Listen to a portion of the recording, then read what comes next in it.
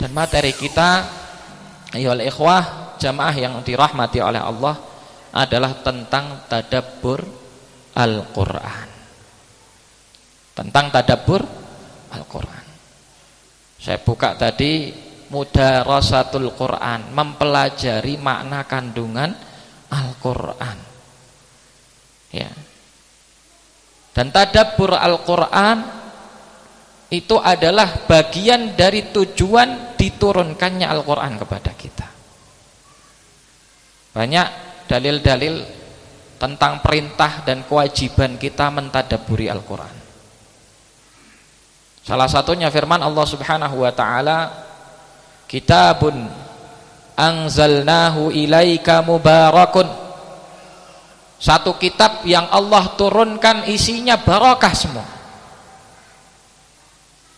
Maka dalam hadis, sebelum saya lanjutkan ayat, Al-Quran itu barometer diangkatnya derajat satu kaum.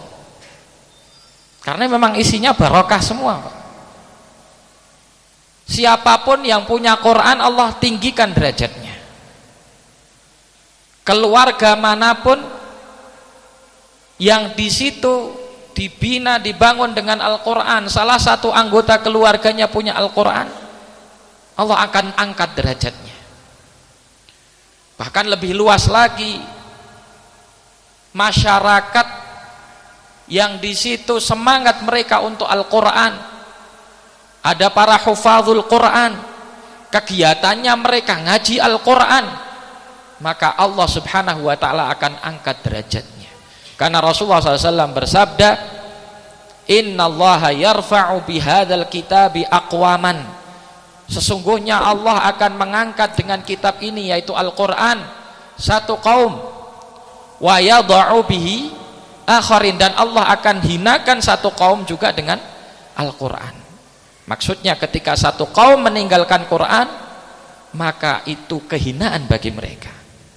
Dan ketika satu kaum kembali kepada Al-Quran, itu adalah kembalinya kejayaan mereka. Kembali kepada ayat, kitabun anzalnahu ilaika mubarakun.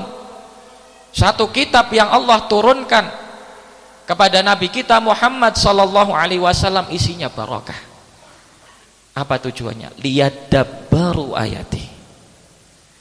Tujuan diturunkannya Al-Quran itu untuk ditadabburi. Waliyatadzakkara ulul albab, agar orang-orang yang berpikir itu mau untuk mencerna, mau untuk memahami isi kandungan Al-Quran.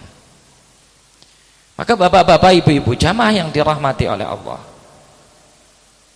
Al-Quran itu diturunkan bukan hanya untuk dibaca. Meskipun banyak perintah kita untuk membaca Al-Quran, tapi sebagaimana dikatakan oleh banyak ulama, konteks membaca Al-Quran itu adalah membaca dengan zahir dan batin, membaca dengan lisan dan juga membaca dengan hati. Membaca dengan hati inilah yang disebut dengan tadabbur. Al-Quran diturunkan bukan hanya untuk dihafal, bukan hanya untuk diperlombakan, meskipun itu baik, lomba hafalan anak-anak, lomba tahfidzul Quran, lomba musabaqah tilawatil Quran, kebaikan, tapi bukan itu tujuan utamanya. Maka dalam Al-Quran, ketika Allah berbicara tentang menghafal, ayat yang datang di situ, ya, konteksnya adalah untuk anjuran saja.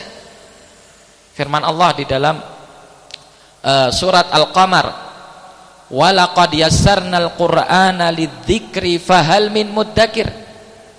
Sungguh telah aku jadikan Al-Quran itu mudah untuk dihafal, adakah yang mau menghafal? Itu kan anjuran. Tapi ketika bicara tadabbur, bicaranya ancaman. Allah berfirman, afala yatadabbarunal Qur'an. Kenapa mereka tidak mau mentadabburi Al-Quran?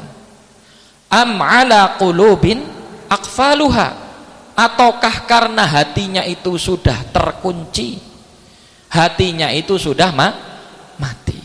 Waliyadzubillah. Maka bapak-bapak, ibu-ibu, jamaah yang dirahmati oleh Allah, tidaklah orang itu ya dihalang-halangi dari tadabbur Al-Quran kecuali penyebabnya adalah hati yang keras. Indikasi orang itu hatinya keras